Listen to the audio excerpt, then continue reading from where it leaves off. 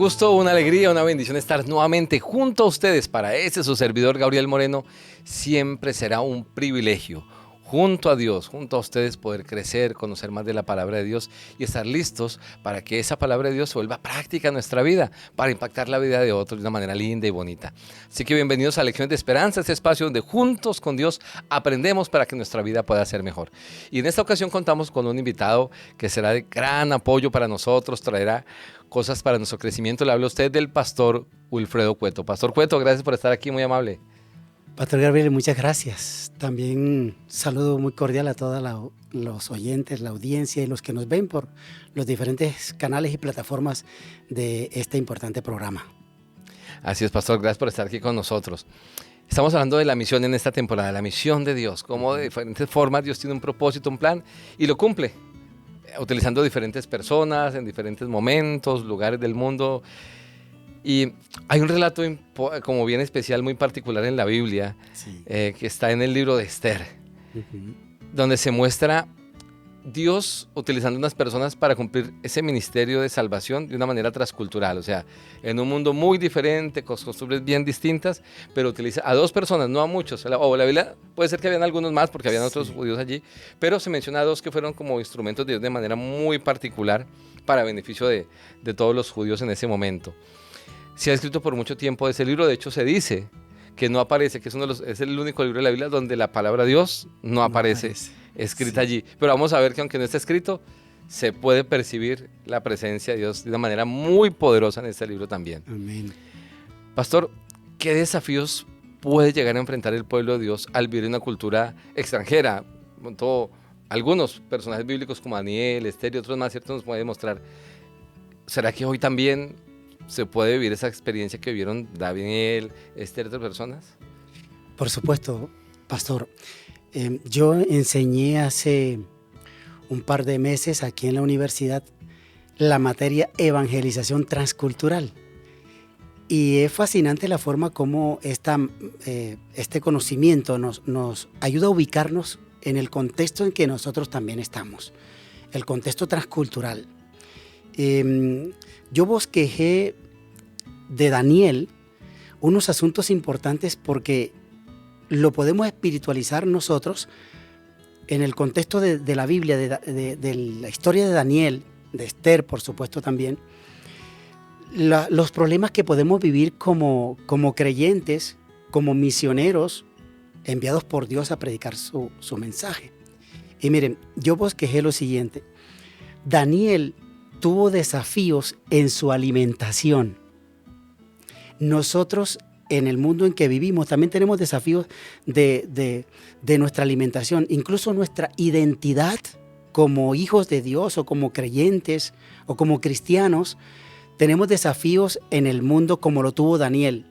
En Babilonia a Daniel le desafiaron su estilo de vida, su alimentación y su identidad como heredero de Dios, del pueblo de Dios, y Babilonia lo desafió. Nosotros vivimos espiritualmente en este mundo como una Babilonia y somos desafiados en la alimentación. Cuando Dios dijo no comas esto otro, o incluso nuestra identidad como creyentes, nos diferenciamos del mundo porque somos un pueblo que tiene un estilo de vida diferente al mundo. Pero como vivimos inmerso en una cultura o vivimos transculturalmente en una cultura que no es la nuestra o que no se parece a la nuestra, entonces de esta manera somos desafiados como Daniel, desafiados en la identidad y la alimentación. Segundo, Daniel fue desafiado en la adoración, especialmente los tres jóvenes hebreos, Sadrach, Mesach y Abednego. El rey los desafió a adorar su estatua, pero ellos se mantuvieron firmes en adorar al único Dios verdadero. Y tercero, Daniel y los amigos fueron desafiados a su lealtad a Dios y hacia su costumbre de orar, especialmente Daniel. Entonces, transculturalmente, nosotros en nuestra parte espiritual somos desafiados también en nuestra identidad y nuestra alimentación, en nuestra adoración, porque el mundo ofrece muchos ídolos, pero también somos desafiados en nuestra en nuestro estilo de adoración y de oración. Es decir, las costumbres que tenemos de orar. El mundo nos arropa en tantas cosas que nos resta tiempo para orar. Así que, como hijos de Dios, somos desafiados a estas cosas que en el pasado ellos fueron desafiados y nosotros en el presente. Y mientras dure la humanidad en esta tierra, somos desafiados. Así es, pastor, y qué bueno tenerlo claro, porque a veces podemos ver algunas cosas como pequeñas, pero Satanás utiliza las cosas pequeñas para empezar a cambiar nuestra mente. Por ejemplo, cuando llegan y le colocan unos nombres, ¿cierto? Dice la Biblia que Ananías, Sí, Misael, Misael y- aquí menciono, está leyendo Daniel capítulo 1, dice, a Daniel le pusieron Belsasar, Ujú. ¿verdad? A Ananías, Sadrach, a Sadrach, Misael, Mesac, y a Azarías, Abednego. Abednego. Y cuando miramos el contexto allí del texto, cada uno de los nombres que les colocaban, o sea, sus nombres originales, en parte de su nombre, Ajá. tenía que ver con Dios. Sí, ¿cierto? en el Servidor de hebreo Dios, el hijo de significado... Dios, sí. Dios es mi juez para Daniel. Ujú. Y al cambiar sus nombres, aparentemente era un nombre, pero realmente el significado de ese nombre en el lenguaje de los babilonios Babilonia. tenía que ver era con sus nuevas deidades, con los dioses de ellos, Sí. para tratar de cambiar su cosmovisión de la vida y que al momento de pronunciar su nombre ya estuviera tal vez pensando diferente, ¿verdad? Sí. Y como se menciona, pastor, el mundo hoy nos trata de cambiar la identidad y qué fácil es que queramos ser semejantes a cierto referente Sí. o académico o Ujú. musical o del O- entretenimiento Ujú. que se ve muy exitoso Sí. y dejemos de lado el ideal que todo cristiano debe tener, que es Jesucristo. Que nuestro ideal debe ser semejantes a Cristo, semejantes ¿verdad, a pastor? Jesús. Entonces, creo que es un desafío grande que no podemos pasar por alto, debemos andar con los ojos abiertos para no caer en la trampa del enemigo y pues ser víctima de sus engaños. Así es. En ese proceso, pastor, que usted menciona, ahora hablando específicamente del libro de Esther, ¿en qué condiciones vivían Mardoqueo y Esther allí en ese momento?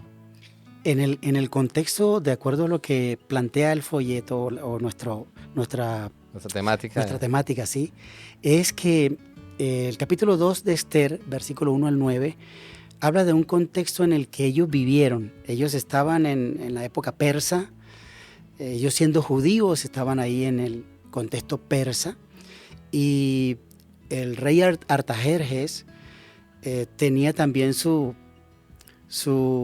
modus vivendi, su manera de vivir.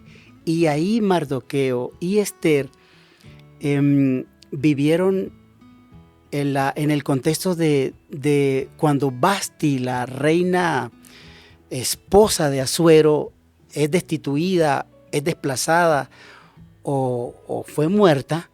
Entonces Mardoqueo instruye a Esther en que todas las jovencitas como ella iban a ser evaluadas para ver si de allí escogían la esposa del rey. Y yo tengo 5 cosas que pronunciar allí en este asunto. Del capítulo 2 de Esther, versículo 1 al 9, lo primero que quiero destacar es que la muerte de Vasti, la muerte de Vasti hace que haya un espacio dentro de la cosmovisión de Dios para introducir a Esther para que en el futuro defienda y salve al pueblo de Dios que estaba allí cautivo. Segundo, la búsqueda de la reina permite que Esther entre en el protagonismo de destacarse como una hija de Dios y permitir que el pueblo de Dios tuviese ciertos privilegios. Tercero, Mardoqueo y Esther en Susa, ellos como miembros de la tribu de Benjamín, una de las tribus de Israel, hace que Esther venga con principios, además de su belleza física o sus cualidades físicas, también sus valores y principios fundados desde su niñez a través de la instrucción o a través de la tutoría de Mardoqueo, hace que esta hermosa mujer virtuosa sea una de las que sean elegidas para ser llevadas al palacio para prepararse como una futura esposa del rey. Como cuarto, viene entonces la preparación para ir a la audiencia con el rey. Tenía que aprender una postura, un lenguaje no solamente corporal, sino también la forma de expresarse y de dirigirse al rey, que fue una de las negativas de Vasti, que Vasti no quiso, se pronunció mal y respetó al rey, y eso fue la muerte segura. Entonces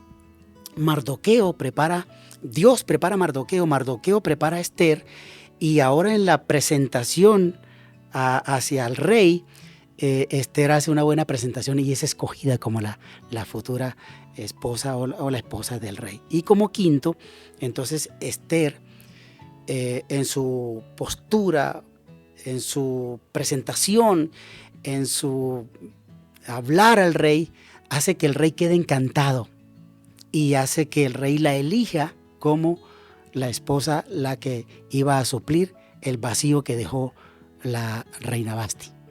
Pastor, vemos entonces que están en un momento de privilegio, ¿cierto? De comodidad, porque hacen parte de la corte, de la realeza de ese momento, sí. Aunque eran extranjeros, como usted lo mencionó, Dios permitió ciertas situaciones, circunstancias, para llevarlos a un momento, a un lugar, y tal vez yo imagino que ellos dirían, como puede pasar con nosotros, después de un esfuerzo y de muchos años, decir, wow, por fin lo logramos, hemos llegado aquí. Sí. Pero cuando está en ese momento, ¿qué sucede?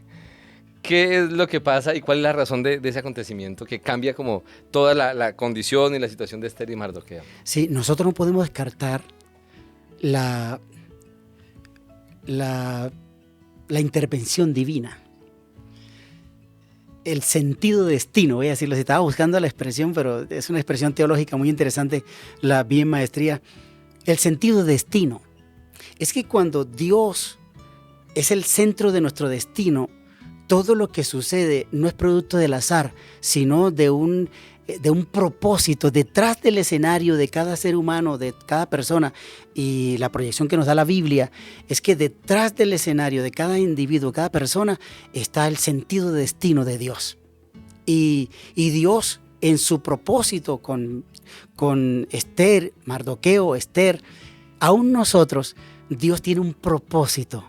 Y Él hace que ese sentido de destino se cumpla a favor de nuestra salvación, porque el Señor así lo ha proyectado, porque Él tiene el poder, porque Cristo hizo que nosotros estuviéramos hoy en este escenario, al igual que Esther, Mardoqueo y cualquier personaje bíblico. Dios detrás del escenario hace que nuestro propósito de vida, nuestro propósito de salvación se cumpla, porque Él tiene el poder y el control en el universo. Él tiene el control y aparece un personaje como oponente a Dios, Amán allí, ¿verdad? Sí. Ese es el adverso a Dios. Y entonces logra que el rey dé un edicto, y en ese edicto, o con lo que dice el edicto, se busca acabar con los judíos, como usted lo mencionó al principio, atacando el estilo de vida de los judíos, para identificar quiénes eran y acabarlos. Claro. ¿Cómo sean las circunstancias? ¿Cuál es la razón de que se dé ese edicto, pastor? Bueno, mira, siempre hay un adverso a Dios. Cuando hablamos de Dios, cuando hablamos de la luz, cuando hablamos de la verdad, siempre hay un adverso. Dios tiene un enemigo llamado Satanás. Aquí en Esther está un enemigo acérrimo del pueblo judío que se llama Amán. Y el contexto en que aparece este individuo es que Amán es promocionado por el rey Asuero. Lo catapulta para un puesto importantísimo en el gabinete del rey. Y como Asuero lo promueve, Amán se ve con sus ínfulas elevadas, su poder, pero no para favorecer al pueblo de Dios, sino para destruirlo, como usted lo dijo ahorita, pastor. Y entonces cuando Amán ve que tiene poder, tiene potestad, entonces hace que los subalternos a él lo adoren como si fuera Dios. Entonces Amán, todos se le arrodillaban, todo le rendía pleitesía, pero el problema era que Mardoqueo no lo hacía. Así es. Y entonces Mardoqueo se ve en una encrucijada entre seguir en sus convicciones fieles a Dios o rendirse ante lo que alguien quería, ¿no? Pero Mardoqueo se sostiene, se mantiene, desata la ira. Entonces él dice, bueno, aquí si no es por las buenas, saca el edicto, Ujú. y algo interesante es que los edictos de esos reyes en esa época no se podían como decir, ok, Como ya no va, cambiar vamos a sí. cancelarlo, ¿cierto? Cuando ellos decían Porque algo, demostraban la debilidad del rey. El rey tenía que mantenerse en lo que dijo y lo que firmó, porque le puso el sello, su firma, y era la garantía de su carácter. ¿qué hace Dios ahora, pastor, para cuidar a Esther, a Mardoqueo y a través de ellos a todo el pueblo? Entonces, miren, cuando asciende Amán y Amán tuerce el edicto del rey para desmejorar el pueblo y aniquilarlo, porque Amán odiaba al pueblo de Dios. Es el carácter de Satanás, odiar a todo lo que es de Dios. Odia la verdad y él mete la mentira. Odia la luz porque él vive en la oscuridad de las tinieblas y odia a Dios. Entonces Amán es prototipo de Satanás. Mardoqueo es prototipo de Dios, es tipo de Dios. Y cuando entonces Amán hace que el edicto sea para destruir al pueblo, entonces viene el sentido de destino de Dios. Dios hace que el propósito de él se cumpla y ahora se tuerce el plan de Amán.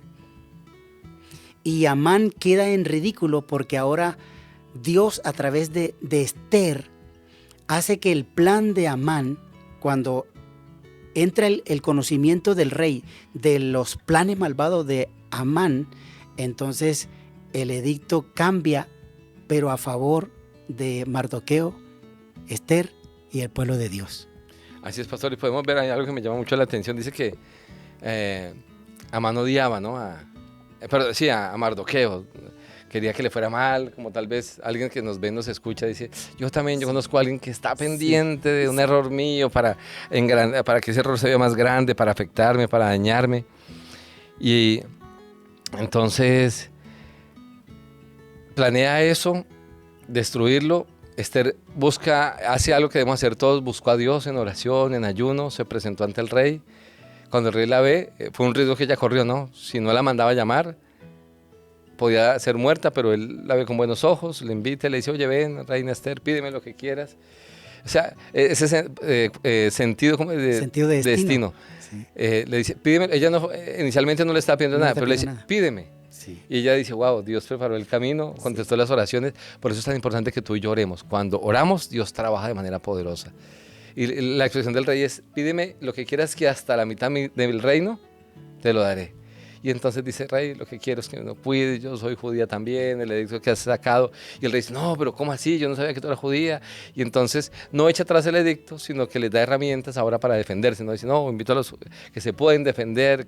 Y entonces de esa manera ellos son, pues, protegidos de parte de Dios. Finalmente, Amán había levantado una horca para deshacerse de su amigo Mardoqueo en público, y terminó esa horca. Un instrumento de aniquilación. ¿Cierto? Y pastor, yo quiero aportar algo ahí también, y es que cuando hablamos del sentido de destino, Mardoqueo no es ajeno al conocimiento divino, es decir, a la existencia del Dios real que está detrás del escenario del actuar del hombre, y Dios intercede o acciona su plan para preservar a su pueblo. Como segundo, el llamado a la acción. Entonces Mardoqueo envía a su instrumento, que es Esther, la envía para que hable con el rey, que era lo que el pastor Gabriel estaba mencionando ahorita. Es el llamado a la acción. No solamente conocer a Dios o el conocimiento divino nos basta, también tenemos que actuar, es decir, la acción a través de la fe o a través de los parámetros bíblicos de los mandamientos de Dios nos invita a actuar. La posición de Esther es muy importante porque ahora ella es la elegida del rey y ella tiene acceso al rey cuando ella lo pueda decidir, y el rey la acepta, como dijo el pastor Gabriel ahorita.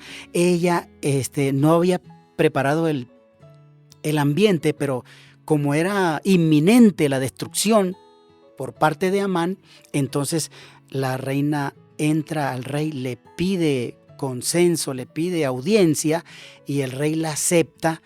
Ella corrió un riesgo de muerte enorme, pero como tenía la gracia divina, como tenía la aceptación del rey y el rey estaba enamorado de ella, entonces el instrumento de Dios para la salvación de su pueblo fue Ester, de tal manera que la aniquilación que era inminente es revertida y ahora el que preparó la horca fue ahorcado.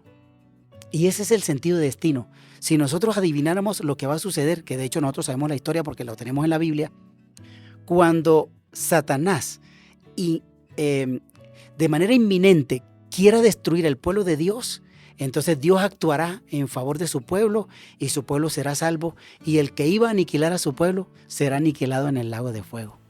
Así es, pastor. Allí menciona en Ester 9 que llegó el día donde iban a ejecutar a los judíos, pero ese día dice que las mismas personas allí del pueblo se llenaron de temor hacia Mardoqueo, los príncipes, Sí.